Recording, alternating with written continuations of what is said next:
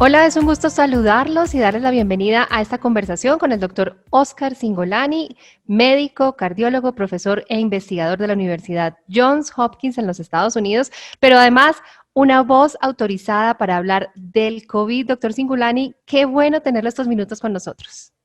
Muchas gracias, Fernanda, muchas gracias por estar aquí conmigo y es un placer para mí.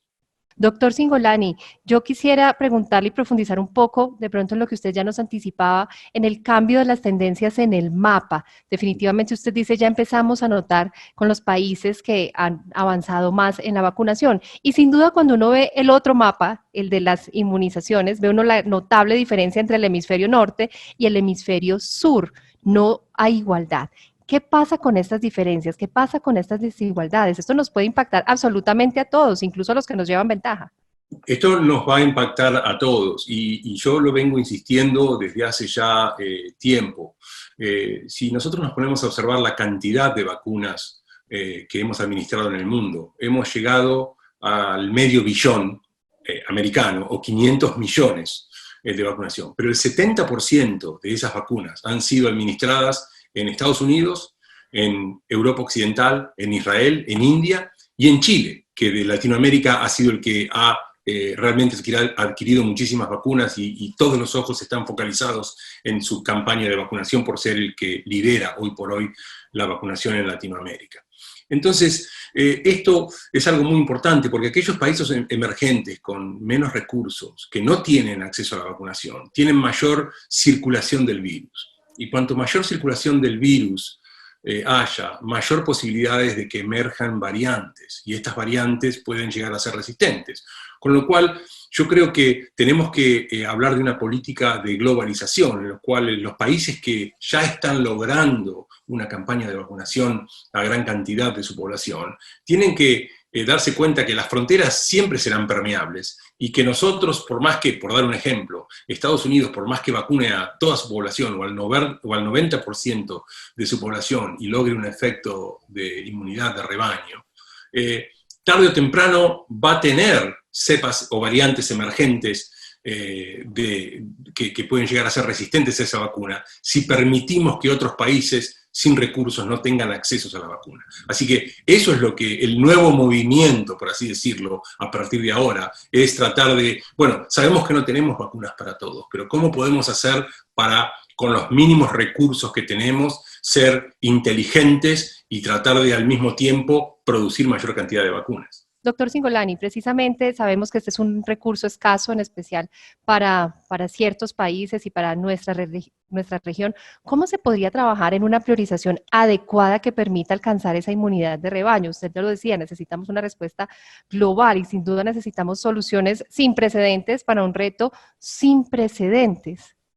Bueno, en eso hay mucha investigación emergente, hay trabajos que salen a diario en los cuales se está analizando espaciar las dosis de las vacunas o inclusive administrar una sola dosis de las vacunas a aquellos. Hoy acaba de salir, estaba justamente leyendo hace momentos un trabajo en el cual demuestra que una dosis sola de la vacuna de Moderna, de Pfizer, son estas vacunas con plataforma de ARN mensajero, en aquellos que estuvieron ya infectados con la cepa original, produce una cantidad de anticuerpos neutralizantes muy, muy importante, inclusive contra las nuevas variantes emergentes, específicamente contra la variante sudafricana.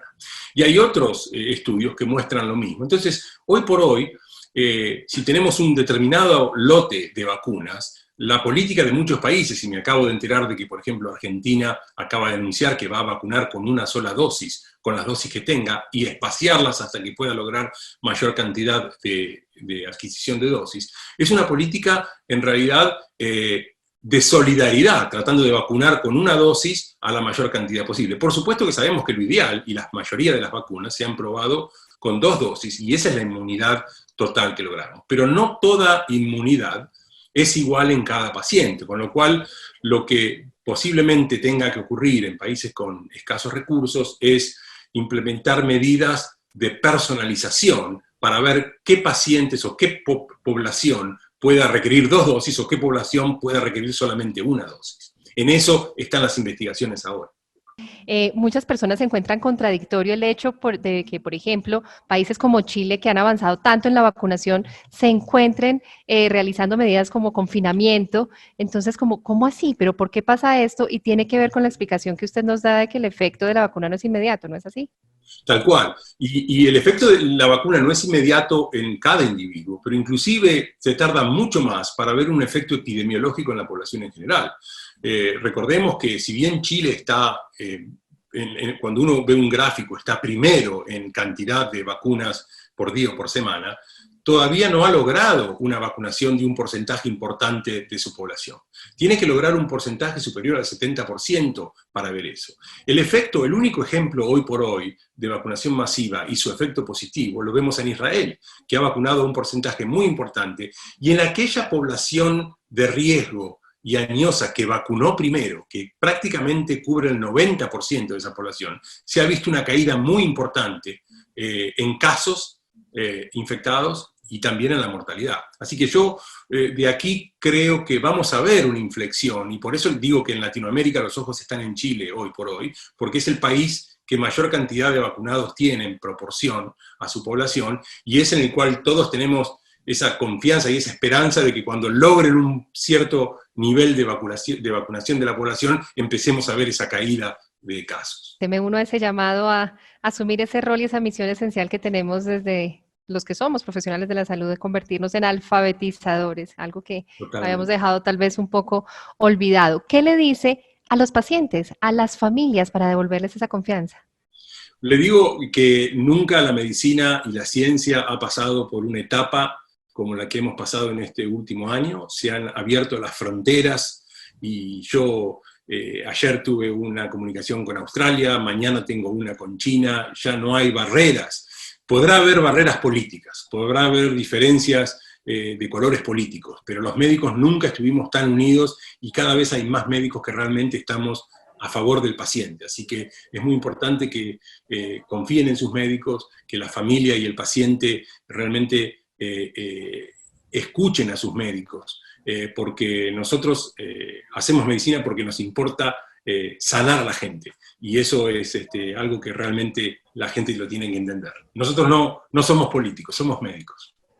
Doctor Total. Cingolani, frente a ese tema de comunicación tan importante, porque esta también ha sido sin duda alguna una crisis de la desinformación, ¿cuál sería su llamado frente a campañas, estrategias de comunicación e incluso grupos que hagan acompañamiento y atención a los pacientes y a las comunidades? Bueno, creo que, de nuevo, hay que unificar entre los médicos, y hay que lograr que gran cantidad de políticos se unan con los médicos. Hay que utilizar también a la industria para que se una con los médicos y que hagan campañas de propaganda. Hay que utilizar a las farmacéuticas que crearon las vacunas y que nos ayuden a los médicos a informar correctamente. Hay que hablar no solamente con médicos y políticos, hay que involucrar a psicólogos, a sociólogos, a ayudadores sociales, a gente que realmente conozca, y a líderes de cada cultura. Es muy importante, para dar un ejemplo, hay un estudio de hipertensión arterial, el estudio del Barber Study, en el cual a los afroamericanos se les tomó la presión y se los educó a través del peluquero, el barbero, que los afeita o les corta el pelo una vez por semana. Y la comunidad afroamericana en Estados Unidos tiene extremadamente confianza con su barbero, su peluquero. Y si eso es transmitido a través de este líder comunitario, tiene un efecto totalmente distinto que si es transmitido por alguien que no tiene la misma cultura o la misma llegada. Así que creo que cada población, cada país tiene que lograr penetrar en esas culturas que están encerradas y que por ahí tienen desconfianza, identificar esos líderes de cada grupo para transmitir la información. Quisiera pedirle un llamado final. Usted mismo lo decía cuando empezamos, estamos en un momento complejo, en un punto de inflexión. ¿Cuál es su mensaje? El mensaje mío es esperanzador. El mensaje es que sigamos cuidándonos, no nos relajemos, estamos todos cansados, pero hay muchas vacunas en marcha, va a haber muchas más. Hay también medicamentos en marcha, así que yo tengo la confianza de que de esta vamos a salir todos unidos, así que hay esperanza. Saldremos unidos, no bajemos la guardia, doctor Cingolani. De verdad, muchísimas gracias. Ha sido muy generoso con su tiempo, con su experiencia, al compartir sus opiniones, reflexiones y miradas sobre todos estos desafíos y retos que todavía tenemos. Esperamos encontrarlo en una próxima oportunidad. No, muchas gracias, Fernanda. La verdad es el gusto es mío por poder compartir esta charla con otra colega.